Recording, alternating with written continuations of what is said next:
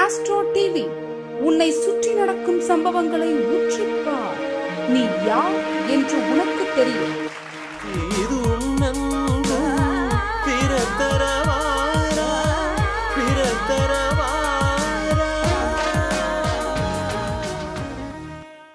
அனைவருக்கும் அன்பு வணக்கங்கள்.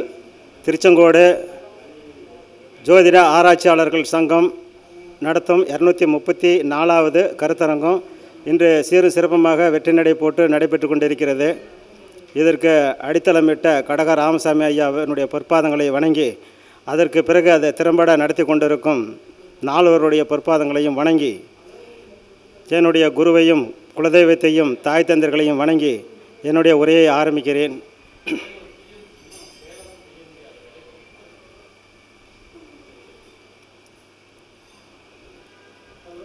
என்னுடைய நண்பர் ஒருத்தர் இருந்தார். கல்யாணத்துக்கு 2 பேரும் போகணும். காலையில் போனோம். 2 பேரும் கல்யாணத்துக்கு போயிட்டு வந்து அவர் ரூமில் போய் உக்காந்த உடனே அவர் என்ன சொன்னார், எப்படி உங்களுக்கெல்லாம் போயிட்டுருக்குன்னார். அந்த நேரம் ஒரு அம்மா வந்துச்சு. வந்து எதுக்கு வந்தாங்கன்னு சொன்னால், ஒருத்தர் வந்து இறந்து போயிட்டார், எத்தனை மணிக்கு எடுக்கணும் அப்படின்னு சொல்லி கேட்குறதுக்கு வந்தது. அவர் வந்து அதை பார்த்து சொல்லிட்டார். அதுக்கு அடுத்தது ஒரு அம்மா வந்தாங்க. 3 பேர் வந்தாங்க. திவசம் கொடுக்கணும், அது என்றைக்கு கொடுக்கணும்னு சொல்லி டேட் ஆஃப் பர்த் டைம் கொடுத்தாங்க. அதையும் அவர் பார்த்து சொல்லிட்டார். அவங்க போன உடனே சரியான சாவுகிராக்கி 2 வந்துருச்சு காலையிலேயே அப்படின்னு சொல்லி அவர் சொன்னார். சிவபெருமான் மேலே மாமரத்தில் உட்காந்துட்டு பார்க்குறாரு. அவர் என்ன பார்க்குறாரு, நான் அவரை பார்க்குறேன். சரிங்களா? அவனுக்கு 2 கட் பண்ணுனார். 2% கட் பண்ணியாச்சு. அகடி மன்னனுக்கு 6, 8, 12 திகடையெல்லாம் மதிவர சகடை பிடிபடும். உனக்கு சகட தோஷம் இருக்குதியா, அதனால் கிட்ட நெருங்கி வரும் காரியம் அப்புறம் நின்று போயிடுவியா? ஆமாம் சாமி, அப்படி தான் போகுது. என்ன பண்ணலாம்? நிவர்த்தி பண்ணணும். எவ்வளோ செலவாகும்? 30,000 ரூபா ஆகும். 35,000 எல்லாத்துட்டும் வாங்குகிறேன், உங்கள்கிட்ட ஒரு 5,000 லெஸ் பண்ணி 30,000 வாங்குகிறேன் அப்படின்னு. அப்படி அப்புறம் மேலே சரி, சகட தோஷம் என்ன ஆகுன்னா, பரிகாரம் பண்ணிவிட்டால் சகட யோகமாக மாறிடும் அப்படின்னு சொல்லி அவர் சொன்னார். அப்புறம் கட்டணம் பார்க்கும்போது இன்னும் கொஞ்சம் குறைச்சா பரவாயில்லைங்கிற மாதிரி அவர் சொன்னார். அதெல்லாம் முடியாது, உங்கள் வாழ்க்கை எதிர்காலம் நல்லா இருக்கணும்னா நீங்கள் இதை பண்ணுங்கன்னார். இதையும் அந்த சிவன் வந்து வாட்ச் பண்ணிக்கிட்டு தான் இருக்கார். திருப்பி ஒன்றை கட் பண்ணுனார். இது மாதிரி நம்மக்கிட்டேயே தான் உன் வாழ்க்கை உன் கையில், நம்மளுடைய வாழ்க்கை தரம் உயர்வதும் வீழ்வதும் நம்ம கையில் தான் இருக்குது. ஆகையினால நம்ம என்ன பண்ணணும்னா, நமக்கு மேலே ஒருவர் நம்மளை வந்து தினசரி கண்காணித்து கொண்டிருக்கிறார், அவருக்கு பயந்து நம்மளுடைய செயல்பாடுகளை வைத்து கொள்ள வேண்டும் என்று மனநிலைகளை வந்து ஃபஸ்ட்டு உருவாக்கி கொள்ளணும். அதுக்கு பின்னாடி தான் நம்ம வந்து நம்ம காரியங்களில் வந்து ஈடுபடணும். அப்போ வந்து பணம் ஒன்று மட்டுமே நமக்கு பிரதானம் கிடையாது. அது மாதிரி பார்க்கணும். இப்போ காலையில் இது ஒருத்தர் வந்து கோயிலுக்கு நானும் அவரும் 3 டைம் போயிருக்கோம். ஒரு 1000 ரூபாய்க்கு 100 ரூபா 10 ரூபா நோட்டு மாற்றிக்குவார். ஒரு 1000 ரூபாய்க்கு 20 ரூபா நோட்டு 50 ரூபா நோட்டு மாற்றிடுவார். வந்து தான தர்மங்கள் 2 நாள் டூரில் எல்லாமே கொடுத்துட்டு வருவார். 2வது முறையாக ஒரு டைம் இதே மாதிரி டூர் போனால் அதே மாதிரி மாற்றி கொடுத்துக்கிட்டு வந்தார். அப்புறம் என்கிட்ட கேட்டார், நான் இவ்வளோக்குன்னு தர்மம் பண்ணுறேன், நீ ஏயா பண்ணலன்னாரு. சரி, இப்போ அங்கே சிவன் உட்காந்துருக்கிறாரு, பாரு உனக்கு என்ன பண்ண போகிறார், எனக்கு என்ன பண்ண போகிறான்னு பார்க்கலாமா அப்படின்னு. சரி பார்க்கலாம் அப்படின்னாரு. நீ காசு கொடுத்தா நல்லா இருக்குன்னு சொன்னான். நான் காசு கொடுக்கல, அவன் எதுவுமே சொல்லலை. அவ்வளோதானே? அதானே கரெக்டு? 10 ரூபா போடுறவனுக்கு 10 ரூபா போடுறாரு, 20 ரூபா போடுறவனுக்கு 20 ரூபா போடுறாரு, தட்டில் 50 ரூபா போடுறாரு, அவன் பூ கொடுக்குறான், விபூதி கொடுக்குறான், சிவப்பு கொடுக்குறான், அப்படி எல்லாம் வாங்கிட்டு வராரு. வந்த உடனே அவருக்கு மனநிறைவு. உன்னை கொடுத்து உன்னை பெறுவதில் லாபங்கள் அதிகமாக, எதையுமே கொடுக்காம பிரதிபலன் எதிர்பார்க்காம செய்கிறதுக்கு கிடைக்கக்கூடிய பலன் அதிகமாக அப்படின்னு பார்க்கணும். இப்போ நான் ஒரு மினி பஸ்ஸில் ஏறினேன். 3 பேர் தான் அதில் பஸ்ஸில் இருந்தாங்க. நான் செஞ்ச தர்மமும் புண்ணியமும் சேர்ந்து இந்த பஸ்ஸுக்கு ஒரு 10 பேர் வந்து ஏறணும் அடுத்த ஸ்டாப்புக்குள்ளாருன்னு சொல்லி சாமிக்கிட்ட நான் வேண்டிக்கிட்டேன். வேண்டின உடனே இந்த கட்டட வேலை செய்கிறவங்க 12 பேர் அந்த வண்டியில் வந்து ஏறினாங்க. ஏறினவுடனே எனக்கு மனசு சந்தோஷப்பட்டுச்சு. ஏன்னா அந்த கண்டக்டரும் அந்த டிரைவரும் அவங்க முதலாளிக்கு பதில் சொல்லி ஆகணும். என்னையா வருமானம் கம்மி, நீ சில இடத்துல பேசஞ்சர் கை காட்டும்போது நிறுத்தாம விட்டுட்டியான்னு சொல்லி அவங்களுக்குள்ளார ஒரு சங்கடங்கள் வரும். அந்த சங்கடங்கள் வரக்கூடாது, இவர் ஒரு வருமானத்தை கொடுத்தா தான் முதலாளி சந்தோஷம் அடைவார், வண்டியில் கூட்டம் இல்லைன்னு சொல்லி நான் வேண்டிக்கிட்டேன். இப்போ அவங்க கேட்டாங்களே என்ன வேண்ட சொல்லி, பிரதிபலன் எதிர்பார்க்காம இந்த உதவிகளை செஞ்சுருக்கேன். சேராட்டோவில் போகும்போது அதே மாதிரி வேண்டும், 4 பேர் வந்து உட்காந்துருவாங்க. பஸ்ஸில் வந்து ஒரு கண்டக்டரு, மதுரை போயிட்டுருக்குறேன், 10 ரூபா நோட்டு அவர்கிட்ட இல்லை. ஒவ்வொரு ஸ்டாப்புக்கும் ஒருத்தன் வந்து கேட்டுகிட்டே இருக்கிறான், வந்து 10 ரூபா என்னாச்சு 10 ரூபா என்னாச்சுன்னு. ஏன் இருந்தாயா நான் தரல அப்படி சொல்லிட்டு அந்த பேக் அப்படி உதறிட்டு கோவத்தில் வந்து அவர் போகிறாரு. நான் என்ன பண்ணேன், 500 ரூபாய்க்கு 10 ரூபா நோட்டு அவர்கிட்ட கொடுத்தேன். யார் யாருக்கு 10 ரூபா கொடுக்கணுமோ அவருக்கெல்லாம் கொடுத்துட்டு அவர் உட்காந்து ஒரு குட்டி தூக்கம் போட்டார். சரிங்களா இல்லையா? ஒரு குட்டி தூக்கம் போட்டார். போடும்போது அவர் வந்து என்கிட்ட கேட்கல, அவருடைய கஷ்டத்தை நான் வந்து போய்க்கிருக்கிறேன். அதே மாதிரி ஒரு தாத்தா பங்குனி இந்த இதை அக்னி வெயிலில் வந்து நடந்து போயிட்டுருக்கிறார் கரூர் அமராவதி பாலத்தில். ஒரு துண்டு போட்டுக்கிட்டு ஒரு 67 வயசு இருக்கும். நான் வந்து வண்டியை நிறுத்தி வண்டி உட்காருங்கப்பா, எங்கே போகணுமோ கொண்டாந்து விடுறேன்னு சொன்னேன். இல்லைப்பா இந்த இடத்துல கொண்டாந்து என்னை வீடு நான் நடந்து போயிடுறேன்னாரு. அட போகிறதே போகிறோம், வீடுக்கு என்ன பக்கத்து மாதிரி தான், நான் கொண்டாந்து வீட்டிலே இறக்கி விட்றேன் அப்படின்னு சொன்னேன். அப்புறம் அதே மாதிரி சொன்னார், வீட்டில் கொண்டு போய் இறக்கி விட்டு வந்தேன். இப்போ அவர் என்னை கேட்டாரா, என்னை ஏற்றிட்டு போக சொல்லி அவர் கேட்டாரா? கேட்கல. நானாக வந்து அவருக்கு செஞ்சேன். இது நாளையும் பார்த்தார் சிவபெருமான். 4 2 8% அவனுக்கு விட்றானார். அங்கே 8% கட் பண்ணார். 100 ரூபா வாங்கினோன்னே 92 ரூபாயை பண்ணார். எனக்கு வந்து 2 ரூபா வாங்குறோன்னே 8 ரூபா கொடுத்து 10 ரூபாயை பண்ணிட்டார். இப்படி தான் வளர்ச்சிகள், ஒவ்வொரு மனிதனுக்கும் வளர்ச்சிகள் வேண்டும். சும்மா வந்து சொல்லுங்கள், இல்லை அவர் என்னமோ சொல்ல வந்தார். இவ்வாறு ஒவ்வொரு மனிதர்களும் நல்ல எண்ணங்களும் நமக்கு வேணும், அதே மாதிரி நல்ல செயல்பாடுகளும் வேணும். முடிஞ்சால் கொடுக்கலாம், முடியலன்னா மனசில் கூட வேண்டிக்கோங்க. நான் சொன்னேன், நான் செஞ்ச தர்மமும் புண்ணியமும் சேர்ந்து இந்த பஸ்ஸுக்கு 10 பேர் வந்து உட்காரணும்னு சொன்னோன்னே என் தர்மமும் புண்ணியமும் 10 பேர் கூப்பிட்டு வந்து உட்கார வச்சுதுங்க சார். அப்போ நம்ம சரியாக இருந்தால் தானே அதை வந்து உட்கார வைக்கும். இதெல்லாம் வந்து கதையெல்லாம் கிடையாது, நிஜம், வாழ்க்கையில் நடந்த நிஜம். எங்கள் குடும்பம் அண்ணன் வீட்டுக்கு தம்பி வீட்டுக்கு தகராறு. அவங்க மாடுகளுக்கெல்லாம் தீனியெல்லாம் போட்டுருவார். ஒரு காலகட்டத்தில் இவங்களுக்கு அதிகமாக இருக்கும், ஒரு காலகட்டத்தில் அவங்களுக்கு அதிகமாக இருக்கும். அவங்க வீடு ஒரு பக்கம், இவங்க வீடு ஒரு பக்கம். நான் போவேன், போன உடனே இதுக்கு இல்லைன்னா அங்கே இருக்க இங்கே தூக்கிட்டு வந்து இதுக்கு போட்டுருவேன், இதுக்கு இல்லைனா இங்கே இருக்க தூக்கிட்டு போய் அங்கே போடுவேன். ஒரு 20 நிமிஷம் உட்காந்துருந்து அதை தின்னு முடித்த உடனே தான் நான் அந்த இடத்த விட்டு வெளியில் வருவேன். ஏதாவது நடந்துருச்சுன்னா அப்புறம் அவங்களுக்குள்ளார சண்டை வந்துடுமேன்னு சொல்லிட்டு. இப்போ அந்த மாடு என்ன எதுவும் கேட்கல, நானாக தான் வந்து செஞ்சேன். ஒரு அதாவது வாயில்லாத ஜீவனுடைய பசி ஆத்துறதுக்கு நம்மளால் முடிஞ்ச உதவிகளை வந்து செஞ்சுருக்கிறோம்.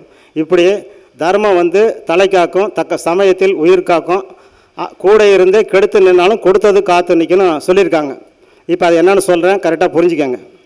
ஒருத்தன் வந்து தர்மங்கள் செஞ்சுக்கிட்டு வந்தாங்கன்னா ஒரு மனிதனுக்கு நல்ல காலமும் கெட்ட காலமும் 2 வந்து தான் தீரும். எந்த பெரிய மனிதனாக இருந்தாலும் எவ்வளோக்குன்னு பிறந்த நேரம் கரெக்டாக கணக்கெடுத்து கொடுத்தாலும் 2 வந்து தான் தீரும். அப்போ வந்து தர்ம காரியங்கள் செஞ்சுட்டு வரும்போது நமக்கு இடர்பாடுகள் வரும் காலகட்டங்களில் அந்த தர்மம் வந்து அதை தடை செய்து பெருசாக சிறுசு பண்ணி கொடுத்துருவார். கீழே உடஞ்சி கட்டு போட்டு பெட்டில் 3 நாள் படுக்க வைக்க மாட்டார். போனவுடனே சின்ன ஒரு பேண்டேஜை போட்டுவிட்டு ஊசி மாத்திரை மருந்து கொடுத்துட்டு போயிட்டு நாளைக்கு வாம்பாங்க. வீட்டில் படுத்து தூங்குறது நல்லதா, பெட்டில் படுத்துட்டு தூங்குறது நல்லதா ஹாஸ்பிட்டலில்? அப்போ அந்த தர்மம் வந்து நமக்கு வந்து அந்த இடர்பாடுகள் வரும் காலகட்டங்களில் அந்த தர்மம் வந்து நம்மளை காப்பாற்றுது. இடர்பாடுகள் வரும் காலகட்டத்தில் தர்மம் நம்மளை காப்பாற்றுது. அதே மாதிரி தீமை வந்து நம்ம தர்மங்கள் பண்ணலை, யூஸ்வலாக நமக்கு உண்டானதை நம்ம பண்ணிக்கிட்டே இருக்கிறோன்னு வச்சுக்கோங்க.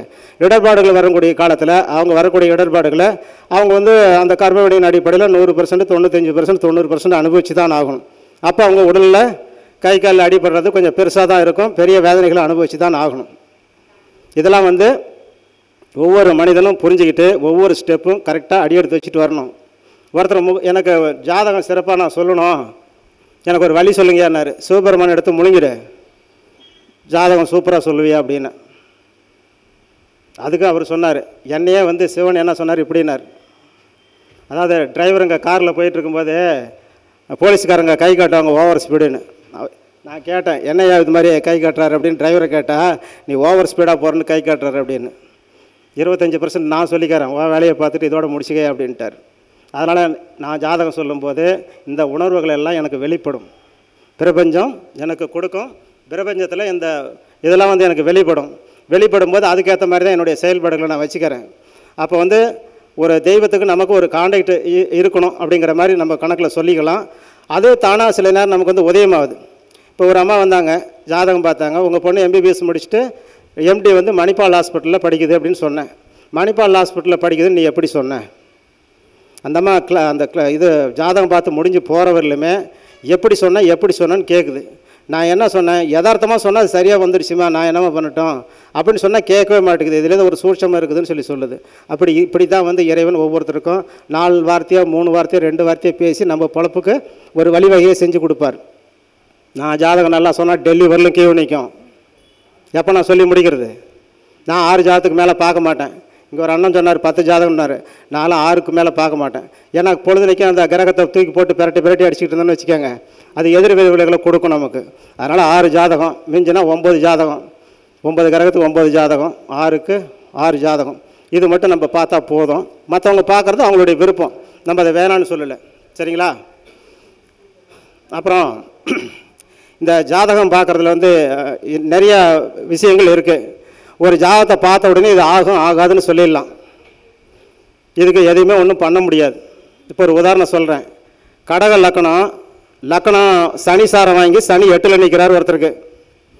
அதே கடக லக்கணம் புதன் சாரம் வாங்கி புதன் 12ல் நிற்கிறார் ஒருத்தருக்கு. அதே வந்து கடக லக்கணம் குரு சாரம் வாங்கி குரு 6ல் இருக்கார். அப்போ இவர் எதுக்கு பிறந்திருக்காரு? இந்த லக்கணம் நிர்ணயம் பண்ணிடுச்சா பண்ணலையா? என்ன சாமி? அப்போ இதில் பார்க்கணும் நம்ம. இந்த ஜாதகர் வந்து 12ஆம் இடத்துல புதன் இருக்கு, லக்கணம் என்ற நட்சத்திராதிபதி ஆயில்யம். ஆக இவர் பூர்வீகத்தை விட்டு பரதேச வாசம்னா நாடு விட்டு நாடு, மாநிலம் விட்டு மாநிலம், மாவட்டம் விட்டு மாவட்டம் போனதான் நீ பிழைப்ப, உள்ளூரில் இருந்தால் நீ பிழைக்கிறதுக்கு வழிகள் கிடையாதுன்னு அவருக்கு நம்ம எடுத்து சொல்லணும்.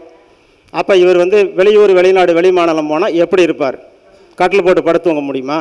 பெட்டில் தூங்க முடியுமா? ஃபேனில் தூங்க முடியுமா? என்ன கிடைக்குதோ அதில் படுத்து தூங்க வேண்டியது தான். நான் 76ல் ஈரோடில் சாயப்பட்டியில் போய் வேலை பார்த்தேன். அந்த சாயப்பட்டிக்கு டேபிள் கடையில் 2 பீஸு, அடியில் ஒன்று போட்டுக்கொண்டு தலைக்கு ஒன்று வச்சுக்கிட்டு படுத்து தூங்குவோம். அதில் பூரா வரும், ஓணம் வரும், உடக்கம் வரும், எல்லாமே வரும் தான். எது வந்தாலும் பிரபஞ்சம் நம்மளை காப்பாற்றி கொடுத்துரும். ஒதுக்கி விடுறது இறைவனுடைய வேலை. அதனால் தைரியமாக தான் படுத்தான் தூங்கணும். அது மாதிரி வந்து இறைவன் வந்து அந்த இதை நமக்கு கொடுக்குறாரு. அதே அந்த லக்கணம் கடக லக்கணம் சனி சாரம் பெற்று சனி 8ல் இருந்தார்னா அவர் கஷ்ட பலனை இஷ்டம் போல் அனுபவிப்பதற்காக பிறந்திருக்கிறாரு அப்படின்னு எடுத்துக்கலாமா இல்லையா? சொல்லலாம். ஐயோ ஜாதகம் வந்து சிரமங்களையும் இம்சங்களையும் அனுபவிக்கிறதுக்காக பிறந்த ஜாதகம், அப்புறம் என்ன நீ அவன் திட்டினான் இவன் அடித்தான் அங்கே கீழே விழுந்தான் அது நஷ்டமாச்சு இதுவாச்சுன்னு சொல்கிற, அதுதான் நடக்கும், வேறு வழி கிடையாது அப்படின்னு சொல்லிடணும். அதே மாதிரி லக்கணம் குருசாரம் பெற்று புனர்பூசம் 4ஆம் பாதத்தில் நின்று அவர் 6ஆம் இடத்தில் இருந்தால் இந்த ஜாதகர் 16 லட்சம் வரலும் கடனுடன் இருக்கணும். வசதி வாய்ப்புக்கு மேலே சொல்லணும். அதே மாதிரி 1,60,000 ரூபாவது உங்களுக்கு கடன் இருக்கணும். காலமெல்லாம் கடனுடன் நின்று திரிஞ்சினாதான் அவன் வாழ்க்கை ஜெயிக்கும்னு சொல்லணும். இல்லைனா சொறி பிடிச்ச நோய் வந்துடும், சொரிஞ்சிட்டு உட்காந்துருக்கணும் காலமெல்லாம். 6ஆம் இடம் தான் நான் நோய், 6ஆம் இடம் தான் நான் கடனை தூக்கி தோல் மேலே போட்டால் நோய் நொடிகள் ஓடிவிடும். கடனை வந்து குறைச்சிக்கிட்டோம்னா நோய் நொடி தலை மேலே ஏறி உட்காந்து பிடிச்சிட்டு ஆட்டும். அப்போ ஒரு லக்கணத்தை பார்த்த உடனே என்ன சாரங்கள் வாங்கியிருக்குது, சாரணன் எங்கே அமர்ந்திருக்கிறான் அதை பார்த்துட்டு நம்ம வந்து பலன்களை வந்து எடுத்து அருமையாக சொல்லிடலாம். இப்போ வந்து சொல்லியிருக்கிறேன். கடக லக்கணத்துக்கு புதன் சாரம், புதன் 12ல் கூட ராகு இருந்தால் என்ன பண்ணுவார்? கடக லக்கணம் சனி சாரம் சனி 8ல் கூட ராகு இருந்தால் என்ன பண்ணுவார்?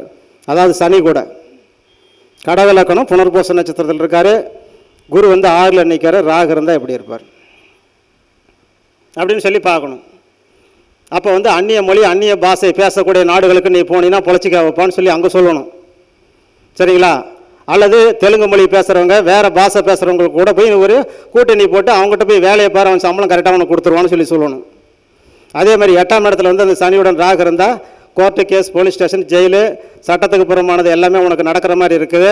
அதனால் நேர் வழியில் செல்றதை பாரு.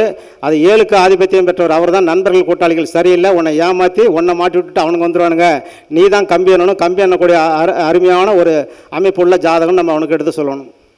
எடுத்து தான் சொல்ல முடியும், நடக்கிறத யாரும் மாற்ற முடியாது. சரிங்களா? 6ஆம் இடத்துல ராகுவும் குருவும் இருந்தால் கடன் வந்து அவருக்கு அதிகமாக கொடுப்பார், பிரச்சனைகளும் அதிகமாக தான் கொடுப்பார். நான் நிம்மதியாகவே இருக்க முடியலையே, நான் 400 கோயிலுக்கு போயிட்டு வந்தேன், நீ 4000 கோயிலுக்கு போ, சிங்கப்பூரில் இருக்கிற முருகனை போய் பாரு, யாரை வேணாலும் போய் பாரு, நடந்துடுமா உனக்கு?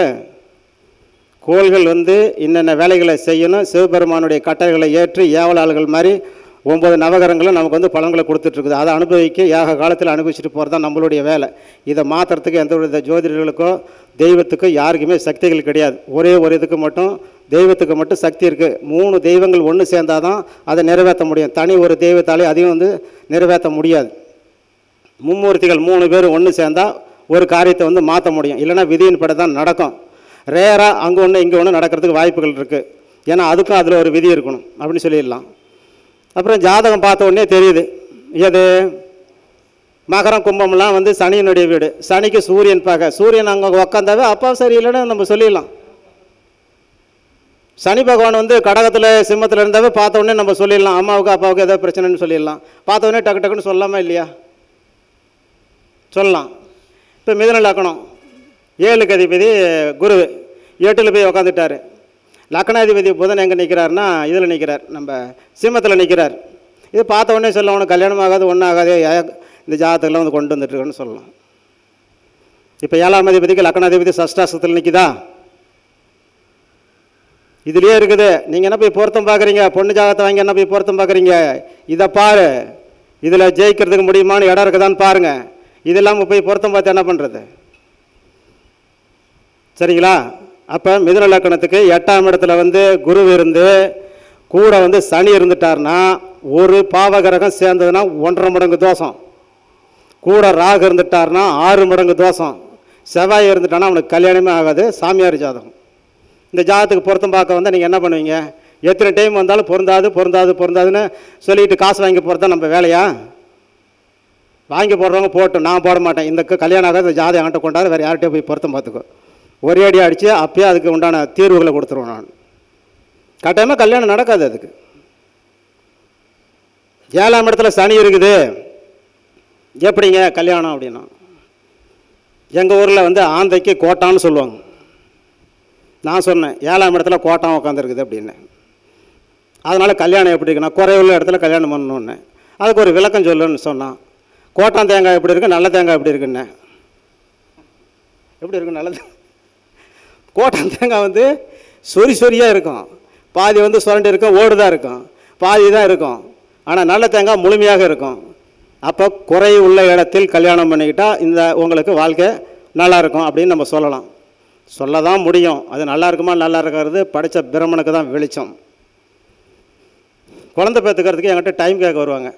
நான் குறித்து தர மாட்டேங்கன்னு சொல்லுவேன். ஏன்னு சொல்லுவாங்க, பிறப்பம் இறப்பம் அவன் கையில், அவன் செய்கிற வேலையை நான் செய்ய மாட்டேன், போய் அவனை போய் கேளு, அவன் சொல்லி கொடுத்து சொன்னானா அது மாதிரி பண்ணிக்க அப்படிம்பேன். இல்லைங்க நிறைய பேர் குறித்து தராங்களே அப்படின்னாங்க. குறித்து கொடுத்து யாராவது டாக்டராக இருக்காங்களா அல்லது மினிஸ்டராக இருக்காங்களா, இல்லை கை கால் ஓடியாமல் இருக்குதா, வாந்தி வராமல் இருக்குதா, வயிற்றால் ஓடாமல் இருக்குதா, ஏதாவது சொல்லுங்கள் அப்படின்னு சொன்னேன். அதெல்லாம் வராமையாக இருக்கும் அப்படின்னாங்க. அப்புறம் எதுக்கு நல்ல நேரம் போய் குறித்து கொடுக்குற? ஒன்றும் எதுவும் மாற்ற முடியாது. கும்பத்தில் 100 எழுதி போட்டு வீட்டில் முக்காடு போட்டு படுத்தோன்னா 100க்கு 100 மார்க் வாங்கிக்கலாம், பாஸ் பண்ண முடியாது. கேழ்வர்களை நெய் வடிதுன்னா கேப்பாருக்கு மதி எங்கே போச்சுன்னு சொல்லணும். விட்டுத்தன் மேலே ஏறி குட்டி கடன் அடித்தாலும் சிவன் இட்டது தான் கிடைக்கும்னு சொல்லணும். எப்பொருள் யார் யார் வாய்மொழி கேட்பினும் அப்பொருள் மெய்ப்பொருள் காண்பது அறிவு. ஏமாறுபவர்கள் இருக்கும் வரை ஏமாற்றுவர்கள் கொண்டாட்டம். இதெல்லாம் மைண்டில் வந்து எல்லாருமே தெரிஞ்சுக்கங்க. நான் திருமண பொருத்தம் பார்க்க மாட்டேன். இந்த யூடியூப்பில் பார்க்குறவங்களா இருந்தாலும் சரி, இங்கே இருக்கிறவங்களா இருந்தாலும் யாரும் திருமண பொருத்தத்துக்காக என்னை அணுக வேண்டாம். அதில் வந்து நிறையா ரூல்ஸ்கள் இருக்குது. எந்த ரூல்ஸ் இருந்தாலும் இப்போ நான் சொன்ன மாதிரி மிதுன லக்னத்துக்கு 7க்கு அதிபதி 8ல் போய் நேசமாகி கூட சனி இருந்து செவ்வாய் இருந்து ராகு இருந்தால் கட்டாயமாக ஒரு திருமண வாழ்க்கை கொலாப்ஸ். நம்ம பாட்டா பொருத்தம் பார்த்து கல்யாணம் பண்ணி அங்கே அதுக்கு முன்னாடி அடிச்சுக்கிட்டு கோர்ட்டு கேஸ் போலீஸ் ஸ்டேஷனுக்கு போனால் என் பிள்ளையினுடைய வாழ்க்கையை அநியாயமாக கெடுத்து விட்டான் அந்த ஜோசியர்னு சொல்லுவாங்க. இந்த சாபம் 5 தலைமுறைக்கு வந்து வந்து நிற்கும். சரிங்களா இல்லையா?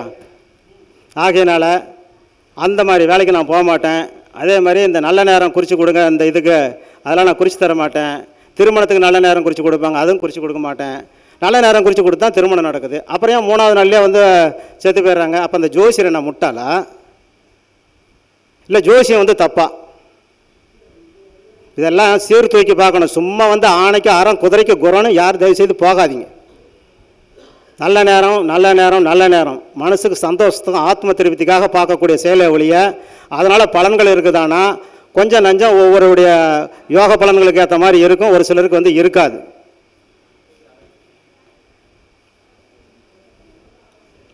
சரிங்களா? அப்போ பார்க்கும்போது எந்த ஒரு செயல்பாடுகளாக இருந்தாலும் சரி அந்த கட்டத்திலே அதுக்கு பதில் இருக்குது. அம்மாவும் அப்பாவும் 2 பேரும் ஒற்றுமையாக இருப்பாங்களா? லக்னாதிபதி 4 இருந்தால் அம்மாவும் இது அப்பனும் மகனும் 2 பேரும் சேர்ந்து இருக்க மாட்டாங்க. இவர் சொல்கிற கருத்துக்கு அவர் மாற்று கருத்து சொல்லுவார். 9ஆம் இடத்துக்கு 4ஆம் இடம் 8ஆம் இடம், 9ஆம் இடத்துக்கு 8ஆம் இடம் 4ஆம் இடம். அப்போ லக்னாதிபதி 4 இருந்தால் அப்பனுக்கு இடைஞ்சலை கொடுக்கக்கூடியவன். 2 பேர் பிரிஞ்சிருந்தால் நல்லது, ஒன்றா இருந்தாங்கன்னா இவருக்குள்ளார 2 பேர் கருத்து வேறுபாடு, ஒரு வீட்டில் பேசாமல் இருக்கிறீங்களான்னு கேட்டால் ஆமான்னு சொல்லுவாங்க. லக்னாதிபதி 11 இருந்தால் 4ஆம் இடத்துக்கு 8ஆம் இடம். அப்போ அம்மாவுக்கும் பையனுக்கும் 2 பேர்த்துக்கு ஒத்து போகாது. ஒத்து போகாதுன்னா என்ன பண்ணுறோம்? ஹாஸ்டலில் சேர்த்து விடணும் அல்லது பிரிஞ்சு இருக்கணும். இல்லைன்னா ஒருத்தருக்கு ஒருத்தர் அட்ஜஸ்ட் பண்ணி வாழ்ந்துக்கக்கூடிய பக்குவத்தை வந்து வச்சுக்கணும். ரைட்டுங்களா? 7ஆம் அதிபதியும் 8ஆம் அதிபதியும் 2 பேரும் சேர்ந்து இருந்தாலும் பார்த்துருந்தாலும் அவங்களுக்கு திருமண வாழ்க்கையில் சிரமங்கள். அப்போ என்ன பண்ணணும்? ஒருவருக்கு விட்டு கொடுக்கணும். அப்போ திருமண பொருத்தத்துக்கு என்ன பண்ணணும்? ஐயா பிரமன் வந்து போட்ட முடிச்சு, அவன் நல்லவனோ கெட்டவனோ புருஷனாகி போனான், நான் குளிக்கும் மஞ்சளுக்கு காவலாகி போனான்னு சொல்லி ஒரு படத்தில் பாட்டு. அப்போ வந்து அதுக்குத்தான் வந்து அவன் ஆவான வழியை நம்ம குளிக்கிற மஞ்சளுக்கும் குங்குமம் வச்சுக்கிறதுக்கு பூ வச்சுக்கிறதுக்கு தான் அவன் கணவனாக இருக்க போன வழியை, மற்ற எதுக்கு அவர் லாய்க்கப்படாது அப்படிங்கிற மாதிரி நம்ம எடுத்துக்கணும். அப்போ பிரமனை வந்து போடுற இதை வந்து நம்ம மனிதனால் வந்து மாற்றிலாம் அமைக்க முடியாது. நம்ம மாற்றி அமைச்சிட்டு இருக்கிறோம், தப்புன்னு சொல்லலை. இது நல்லா இருந்ததுன்னா நல்லா இருக்கிறத எடுத்துக்கோட்டும். எனக்கு இதில் வந்து ஈடுபாடு கிடையாது. அதனால் இந்த 3 விஷயத்துக்கும் நான் வந்து தலையிடுவது கிடையாது. ஜாதகம் சொல்கிறோம், அவர் சொல்லிட்டார் 75% சொல்லடா, 25% சொல்ல வேணாம், நான் பார்த்துக்கறேன்ட்டார். அதனால் 75% சொல்லுவேன். அது கொடுக்கான தட்சணையை வாங்கிக்கவேன், போதும். இந்த 10 வருஷத்துக்கு இருப்பேன், வருஷம் 2 லட்ச ரூபா இருந்தால் போதும், 10 வருஷத்துக்கு 20 லட்சம் இருந்தால் போதும். அது மாதிரி எனக்கு 5 மடங்கு இருக்குது. அதனால் எனக்கு காசும் வேணாம், பணமும் வேணாம், எதுவுமே வேண்டியதில்லை. நம்மளுடைய செயல்பாடுகள் ஆக்டிவாக இருக்கிறோம். கரூர்லேருந்து பஸ்ஸு பிடிச்சி வந்தால் கால் இருக்குது, நடக்க முடிஞ்சு நடந்து இங்கே வந்தாச்சு, திருப்பி ஏறி போவோம். பஸ் எல்லாம் கூட நடந்து வீடுக்கு போகக்கூடிய கெப்பாசிட்டி நமக்கு இருக்குது. சரிங்களா? இது மாதிரி தான் நம்ம வந்து சொல்லணும். இப்போ இந்த பலன்கள் சொல்கிறதுல என்ன வருது? 2005 ஒரு பையன் பிறந்திருக்கிறான். அப்போ வந்து இப்போ 18 வயசு ஆச்சு. துலா லக்னம், 7ல் வந்து சூரியனும் ராகுவும். இப்போ ராகு சுக்கிரசாரம் வாங்கி சுக்கிரன் 8ல், செவ்வாயும் 8லே நிற்கிறார். இப்போ இது இது மிதுனத்தில் வந்து சனி பகவான், இது 6ல் வந்து புதன், அதாவது மேனத்தில் வந்து புதன் இருக்கார், 7ல் சூரியனும் இவர் ராகு இருக்காங்க, 8ல் வந்து சுக்கிரனும் செவ்வாய் இருக்காங்க, 9ல் சனி இருக்காங்க. இந்த கிரகம் தான் ஞாபகம் இருக்குது. அவங்க கேட்ட கேள்விக்கு சனி திசையில் ராகு புத்தி நடக்குது. இப்போ பையன் வந்து ஒரு பொண்ணை கையை பிடிச்சி இழுத்து அடித்து கோர்ட்டில் போய் வச்சுட்டாங்களா அல்லது ஜெயிலில் தள்ளிட்டாங்களான்னு கேட்டான். இப்போ கரூரில் மாரியம்மன் பண்டிகை வந்தது. அந்த மாரியம்மன் பண்டிகை வரும்போது கும்பலில் வந்து பொண்ணு மேலே ஏதோ கை வச்சுட்டான். உடனே அவனை கூட்டிகிட்டு போய் அரெஸ்ட் பண்ணி உள்ளார உட்கார வச்சுட்டாங்க. பண்ணது வேற ஒருத்தன். நண்பர்கள் கூட்டாளிகளினால் நீ இம்சைகளை அனுபவிக்க வேண்டும். காரணம் என்ன? கோல் என்ற பாவகம் 7ஆம் இடம் ராகு, சாரம் கொடுத்தவன் 8ஆம் இடம், 7 தொட்டுக்கிட்டு 8ஆம் பாவம் இயங்குது. ஈக்கிறவன் யார்? சுக்கிரன். அப்போ சுக்கிரன்னா பெண்ணு. ஒரு பெண்ணுனால இன்றைக்கி கோர்ட்டு கேஸ் போலீஸ் ஸ்டேஷனுக்கு போனியா 3 நிமிஷத்துக்குள்ளார ஜாதகம் பார்த்து முடிச்சாச்சு. சரிங்களா? அதே விருச்சிக துலா லக்னம், 3ஆம் இடத்துல வந்து குருவு, கேது சாரம் வாங்கி கேது 6ல் நிற்குது. அவர் வந்து டாக்டரு, MBBS MS, துபாயில் அலைன் அப்படிங்கிற ஒரு ஏரியாவில் அவர் இருக்கார். இதுக்கு என்ன சொல்லணும்? இவருக்கு வந்து டஸ்ட் அலர்ஜி, அதாவது டஸ்ட் அலர்ஜி நிறையா இருக்குது, தும்பல் அடிக்கடியே வந்துக்கிட்டே இருக்கணும், மூக்கிலிருந்து நீர் திவலைகள் வந்துக்கிட்டே இருக்குதான்னு சொல்லி கேட்டேன். ஆமாங்க வந்துக்கிட்டு இருக்குதுன்னு. அப்படி இது எப்படி நிறுத்தலாம் அப்படின்னாங்க. மந்திரம் போட்டு நிறுத்தவும் முடியாது, பரிகாரம் பண்ணி நிறுத்தவும் முடியாது. நான் வந்து இது நிறுத்துறதுக்கான அதிகாரம் வந்து இறைவன் எனக்கு கொடுக்க கிடையாது. இது ஏக காலத்தில் அனுபவித்துத்தான் தீர வேண்டும்னு சொன்னேன். நீ தாயா ஜோசியர்னு சொல்லி 5000 ரூபாய் எனக்கு அனுப்புனார். சரிங்களா? எதனால் அனுப்புனார்?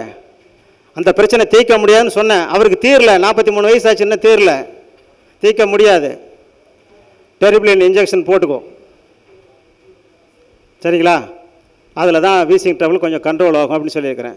இப்போ என்ன எப்படி எடுக்கணும்னா, துலா லக்னத்துக்கு 3ஆம் இடத்துல இருக்கக்கூடிய குரு கேது சாரம் பெற்று கேது 6ஆம் இடங்கிறது நீர். அந்த நீரை இழுத்துட்டு வந்து இவர் மூக்குக்குள்ளார விட்டுறாரு, ரோக நீர் ஆகினால் மூக்கில் வந்து தும்பல் போடுறாரு அப்படின்னு எடுத்துக்கணும். ரைட்டுங்களா? அதே துலா லக்னம் 5ஆம் இடத்துல வந்து ராகு, குரு சாரம் வாங்கி குரு 6ல். இது ஒரு லேடிஸ் ஜாதகம் வந்தது. அம்மா கர்ப்பப்பையில் ஆணுகிட்ட இருந்து வரக்கூடிய ஸ்பெர்ம் பெண்ணுக்கிட்ட இருக்கிற ஓவத்தை நோக்கி போயிட்டுருக்குது. குறுக்க வந்து ராகுனா சத வளர்ச்சி வளர்ந்து குறுக்க நின்று அது போகாமல் தடுத்துக்கிடுச்சு. அதனால் உனக்கு குழந்தை பாக்கியம் கிடைக்காது, அது வந்து ட்ரில் பண்ணால் தான் சரிப்பட்டு வருமானு சொன்னேன். நான் ஆப்ரேஷன் பண்ணுறதுக்காக டேட்டு கேட்க தான் வந்தேன், நீ ஸ்கேனில் பார்க்குறத நீ சொல்லியிருக்கிற அப்படின்னு சொன்னாங்க. இது மாதிரி வேணால் நம்ம ஜோதிடத்தில் சொல்லலாம். சரின்ட்டு ட்ரில் பண்ணாச்சு. அப்புறமேல குழந்தை பாக்கியம் கிடச்சிச்சு. ஒரு 3 வருஷம் கழிச்சு திருப்பி மொட்டை அடிக்கிறதுக்கு காது குத்த எனக்கு பத்திரிக்கை வச்சாங்க. அது வேறு விஷயம், கதை பெருசாலாம் போகக்கூடாது, சிறுசாக தான் ஓட்டணும். அதே இடத்துல கேது குரு சாரம், குரு 6ல். இது எப்படி எடுக்கிறேன்னு பாருங்கள். 6ஆம் இடத்து பலனை அவர் அனுப்பி வச்சிடுறார். குரு எங்கே? கேதுக்கிட்ட அனுப்பிடுறார். பாவக தொடர்பு இருக்குதா இல்லையா? நட்சத்திர சாரங்களின் அடிப்படையில் பாவக தொடர்பு இருக்குது. இப்போ 5ஆம் இடம் கர்ப்பப்பையில் குழந்தை உட்கார இடத்துல ஒரு குட்டி கட்டி உட்காந்துருக்குதியான்னு சொன்னேன். ஆமாங்க, கட்டி இருக்குது. என்ன கட்டின்னு சொல்ல முடியுமா? நிற்கிற ராசி நீர் ராசி, நீர் கட்டி இருக்குதுன்னு சொல்லணும். மாத்திரையில் கரைக்க முடியுமா? கரைக்க முடியாது. ஏன்னா அந்த கேதையும் பார்க்கணும், அவர் என்ன சாரத்தில் இருக்காருன்னு பார்க்கணும். சரிங்களா? இப்போ கேது செவ்வாசாரம் வாங்கி அவர் ரிஷபத்தில் இருந்துட்டார்னா கத்தி வச்சு ஆகணும். 8ஆம் இடம் கத்தி வச்சே தீரணும். அப்போ கட்டியை தூக்கி ஆப்ரேஷன் பண்ணி வெளியில் போட்டாச்சு. குட்டி உக்காந்துக்கிச்சு, குழந்தை பிறந்துருச்சு, மியான்னு கத்திருச்சு. ஓகேவா? சார பலன்கள்னா போல்ட்டாக சுத்தமாக 24 மணி நேரத்தில் எந்த நேரத்தில் யார் கேட்டாலும் தேங்காய் உடைக்கிற மாதிரி டான்டான்னு உடைக்கணும். நடக்குங்க, பண்ணலாங்க, இப்படிலாம் இருக்குதுங்க, அப்படிலாம் இருக்குதுங்கலாம் சொல்லிகிட்டு இருந்தேன்னா எடுபடாது. இப்போ யூடியூப்பில் பேசி நிறையா கிளைண்ட் என்கிட்ட பேசுகிறாங்க. சார் இவ்வளோ பேர் பேசுகிறாங்க, ஆனால் கொஞ்சம் கதை சொல்லிக்கிட்டே வராங்க, நீங்கள் எடுத்த உடனே சப்ஜெக்ட் ஆரம்பிச்சிடுறீங்க, பேப்பரும் வைக்காமல் பேசுகிறீங்க அப்படின்னாரு. ஏதோ இறைவன் கொடுத்து நான் சொல்லிகிட்டு இருக்கிறேன்ப்பா, அதனால் அவங்க மட்டமும் கிடையாது, நான் உயர்வும் கிடையாது, நமக்கு தெரிஞ்சது சொல்லிகிட்டு இருக்கிறேன்னு சொல்லி நம்ம சொன்னால், இல்லை நீங்கள் சொன்ன மெத்தட் எல்லாமே எங்களுக்கு பிடிச்சிருக்குன்னு சொல்லிட்டு அவங்க வீட்டுக்காரம்மா முதல்ல என்கிட்ட முந்தா நாள் பொள்ளாச்சிலேருந்து பேசினாங்க.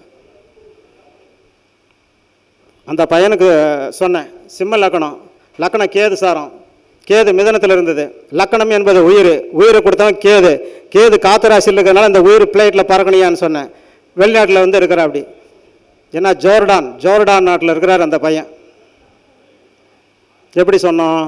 லக்கணத்துக்கு உயிர் கொடுத்தவன் மிதனத்திலேயோ துலாத்திலேயோ கும்பத்திலேயோ இருந்தால் காட்டு ராசியில் உயிர் இருக்கும்போது ஒரு நாளாவது ஒரு விமானத்தில் பறப்பார் அப்படிங்கிறது கணக்கு. சரிங்களா?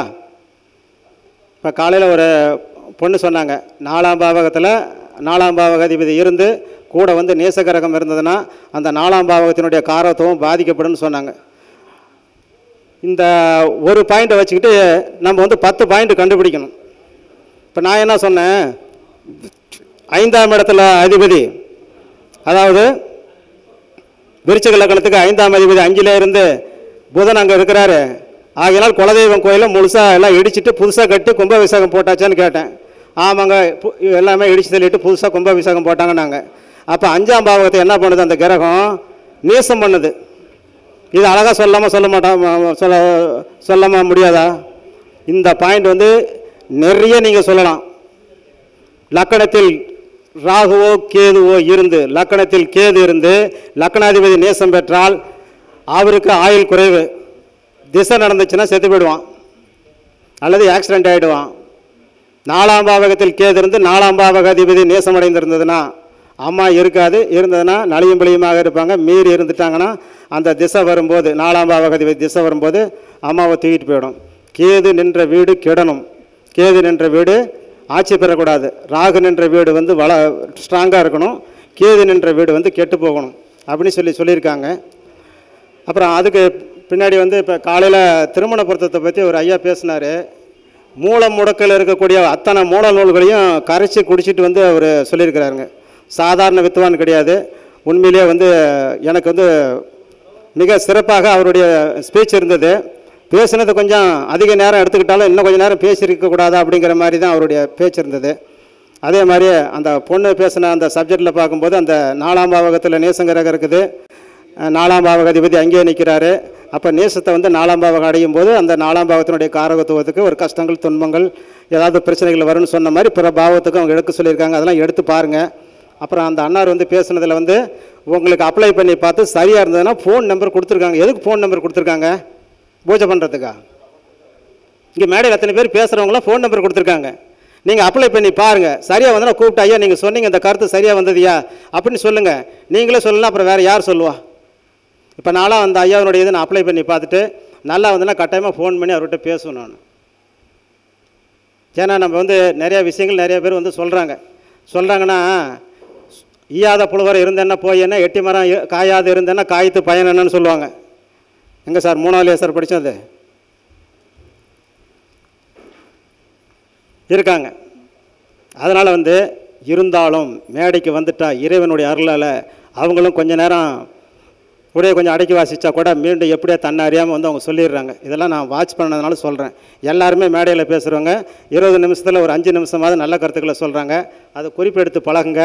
சரியாக வருதான்னு அப்ளை பண்ணி பாருங்கள். சும்மா நம்ம பார்த்துட்டு போகிறதுக்கு வேடிக்கை பார்க்க வரல. நம்ம வாழ்க்கையில் ஜோதிடத்துறையில் ஒரு நல்ல வளர்ச்சி பெறுவதற்காக தான் வந்திருக்கிறோம். அதுக்கு தான் மெனக்கட்டு மாதிரிலாம் மீட்டிங் நடத்திட்டு இருக்காங்க. இந்த மீட்டிங்கில் நடத்துறதெல்லாம் பார்த்து குறிப்பெடுத்து அப்ளை பண்ணுங்கள். சரியாக அந்த நம்பருக்கு ஃபோன் பண்ணி, ஐயா நீ சொன்னது நான் அப்ளை பண்ணால் சரியாக இருக்குதுன்னு சொல்லுங்கள். ஒரு உத்வேகம் கொடுங்க, உற்சாகம் கொடுங்க. அப்போ தான் அவங்களுக்கும் நல்லாயிருக்கும். சரிங்களா? இந்த அருமையான ஒரு பேசுவதற்கு இந்த மேடையை எனக்கு அன்பளிப்பாக வழங்கிய நம்ம திருச்செங்கோடு ஜோதிட ஆராய்ச்சியாளர் சங்கம் உறுப்பினர்கள் அனைவருக்கும் என் மனமார்ந்த நன்றியை கூறி விடைபெறுகிறேன். நன்றி, வணக்கம். என் பெயர் சொல்லாங்களா? சூரியன் ஆர் சுந்தரராஜன். நம்பர் 944 32 04 002.